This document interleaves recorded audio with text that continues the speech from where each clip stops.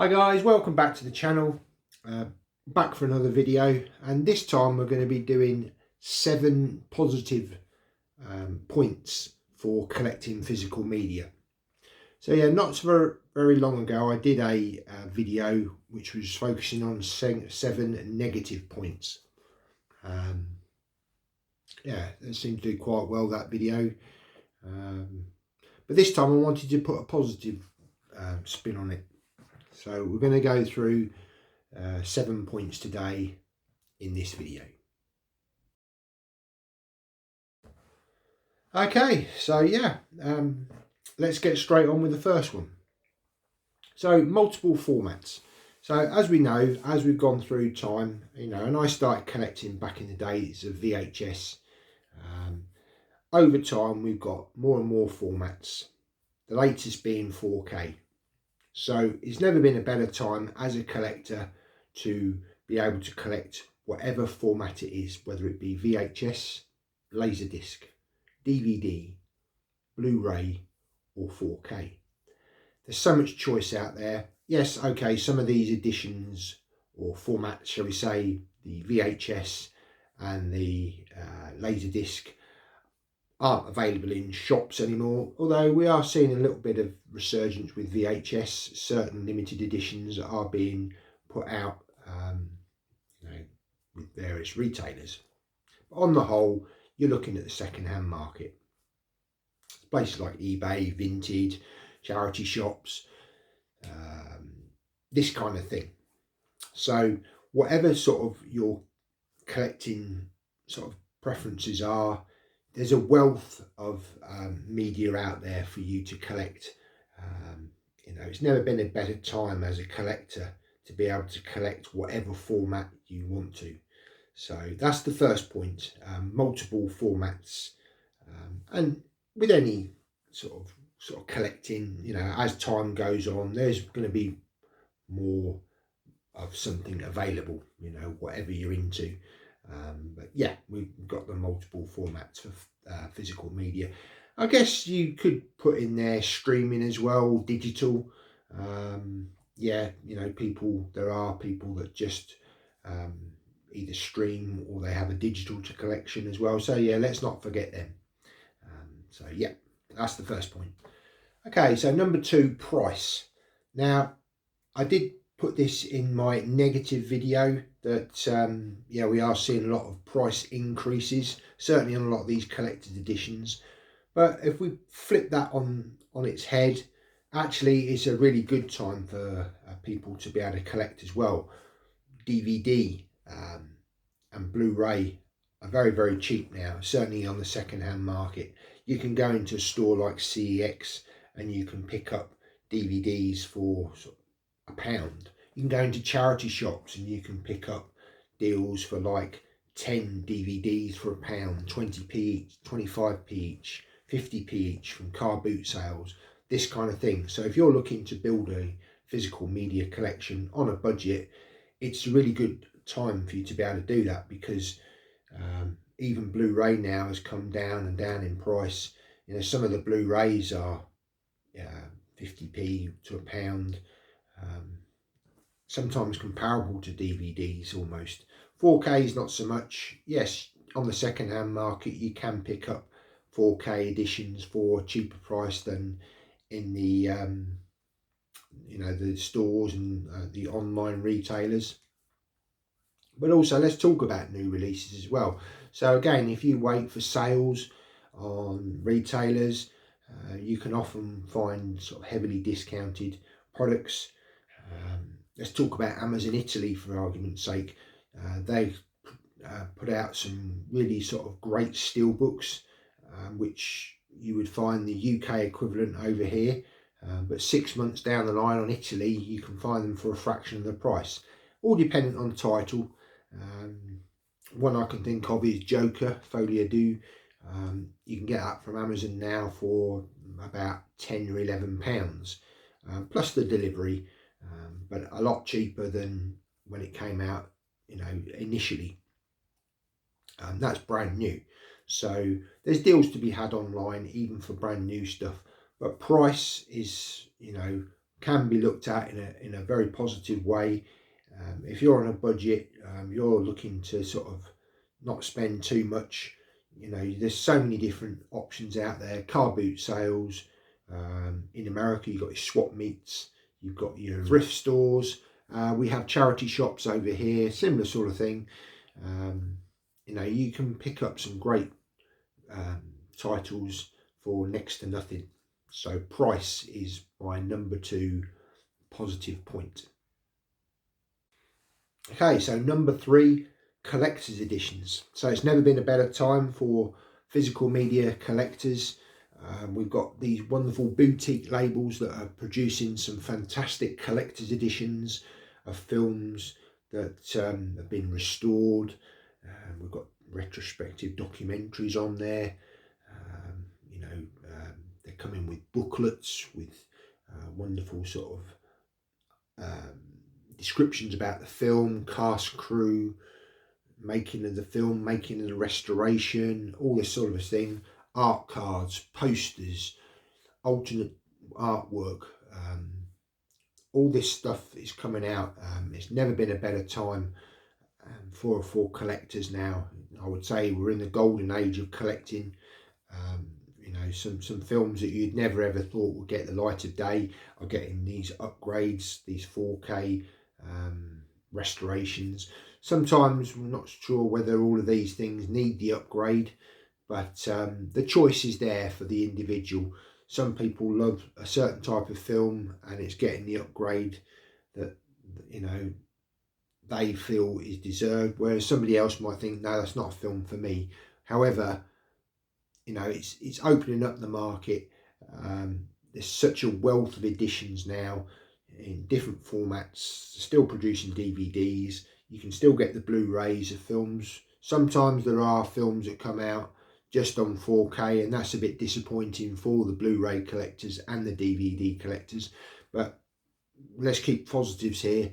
On the whole, there's a lot of choice for collectors, whatever format you want to collect. This is new releases, but yeah, some amazing editions that are coming out now, you know, and it seems to be continuing. Whilst maybe it's a sort of smaller niche market than 5 to 10 years ago, more of a mass market appeal. Certainly with that sort of contracting of the market, we're still seeing some fantastic editions being produced for the collectors, not for just the average person that's might just watch a film, not really a collector of films, but for us collectors, certainly in the YouTube community, that have passion about these films, want to see them in the best quality, want to collect sort of all these extra little bits and pieces that we often call tat. You know, it's still nice to have this stuff, to look back at it from time to time, to appreciate the artwork, and even to sort of customize it sometimes as well. You know, we can customize these things, and I've been doing this. So again, in the past, we haven't been able to customize stuff. So it's a wonderful time for collecting custom stuff. Yeah, a great time for the collector.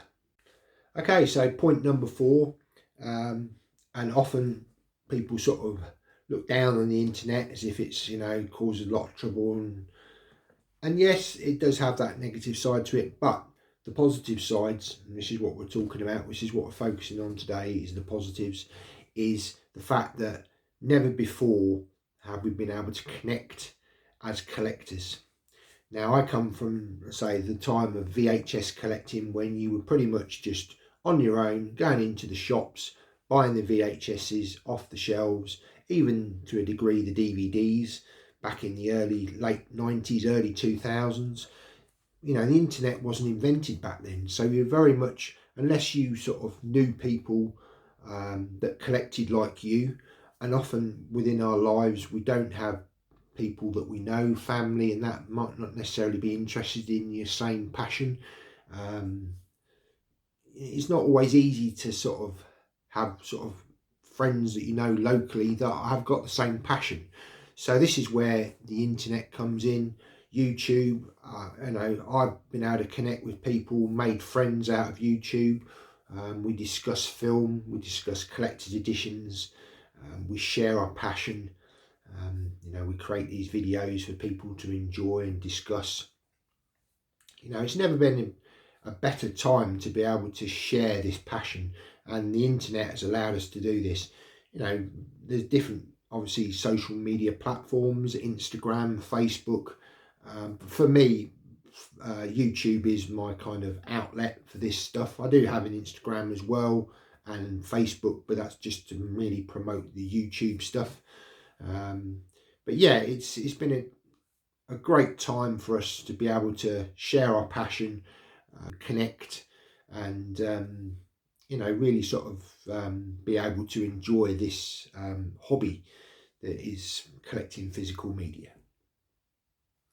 Okay, so point number 5, and that is picture and sound quality. So we're getting some fantastic 4K discs now with, you know, the best picture quality which is available, including HDR. You know, some of these films are the best they've ever looked.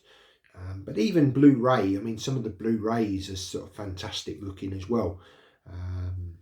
In DVD, not so much, but again, if you're not hugely that fussed about the picture quality, DVD is still really, really good for most, you know, most people. Picture quality has never been as good as it has now. You know, it's come on leaps and bounds since the days of VHS and even LaserDisc. Again, sound quality, you know, we've now got Dolby Atmos, we've got DTSX, the immersive audio which surrounds us and envelops us. We get height from sound from the height channels as well. Never before have we had this sort of technology. We've always either had the stereo at the start, that's how it all started, then the 5.1 surround sound, which we got with DVD, and now Blu-ray has got Atmos, some Atmos, not load of Atmos, but certainly 4K has got the Atmos 7.1 mixes as well. You do get that on some Blu-rays, but yeah, absolutely fantastic picture and sound quality now. We're spoilt with this. You know, back in the day of VHS, you'd be sitting watching a VHS and you get the tracking lines over time of watching a VHS on repeat viewing. You know, the picture would degrade, it wouldn't look as good. Also, in the early days, you wouldn't necessarily got widescreen. It would have been 4:3 image, which was the old square TVs. Obviously now televisions are all widescreen, but now we also get some IMAX as well. Some discs do get the IMAX treatment. Generally that's sort of reserved now for the likes of Disney Plus with IMAX enhanced, but I've got a few titles with IMAX scenes in. I would like to see more of that, to be honest. IMAX being presented, you know, to us on physical media. But yeah, as far as picture and sound quality goes, it's never been a better time to be able to collect and watch our films that we love. Okay, so point number 6. So this is your physical copies can't be altered. So we have seen this on streaming sites where certain films have been tinkered with, changed for one reason or another. Sometimes, you know, it sort of upsets people that things are changed. You shouldn't alter history, really. You should learn from history. But yeah, your physical media copies that you have, whenever they were produced, whether they were on VHS, DVD, LaserDisc, Blu-ray or 4K, that is the version that you've got to be able to enjoy time and time again. No one's going to be able to go in, tinker about with it, change, you know, the endings or parts of the film, cut bits out, all this sort of a thing. Yeah, it's great to have a physical media copy that you can watch time and time again. And then my final point, number 7, and again it's sort of leading on from that previous point, is the fact that yes, it's a physical copy of a film. Now technically you don't own that film, although you do own a copy of it. No one's going to come into your house and take that away from you. But technically you don't actually own the film. That's still owned by the movie studio. You just have the ability to be able to put the disc in and watch the film. And unless the disc sort of breaks down, or you're not able to play the disc because the players have broken down and you can't get hold of them, you should be able to watch that film time and time again for years and years to come. Now obviously the streaming sites are becoming more popular with the mainstream, but what's happening is people are subscribing to various different streaming platforms, and you'll find a film is on one particular platform for a little bit and then it's taken off, but then you can't find it on any other platform. And this is becoming sort of something that I think is putting people off of streaming. You know, they're sort of thinking, oh yeah, I'm going to go and find this film, I want to watch this, searching high and low on all of the streaming platforms, can't find it, or they subscribe to one particular streaming platform but they find it on another one that they're not subscribed to, and that kind of thing puts people off, and they think, well, I don't particularly want to subscribe to that channel. You know, I've got a subscription over here. It was on this channel not that long ago, a month, 2 months ago, but now it's moved. So this is why physical media is such a great thing to have, because if it's a film that you love to watch time and time again, as long as you keep it in good condition, you've got the players to be able to watch it, you can take it off the shelf whatever time of day, you haven't got to worry about the internet going down. The only thing you've got to make sure obviously is you've got power. If you've got a power cut, then obviously you can't watch anything, but generally speaking, you can watch your film in the comfort of your own home, generally without any interference, no buffering. Again, as long as you keep your disc clean and you don't have scratches on, hopefully you won't get sort of buffering or anything like that on your discs. Kept well with a good sort of working player, you should be able to enjoy your films for many years to come. So that's again another great point for having physical media in your collection. Hold on to it and enjoy the films for many years to come. So hope you enjoyed the video. So I've given you 7 positive points there.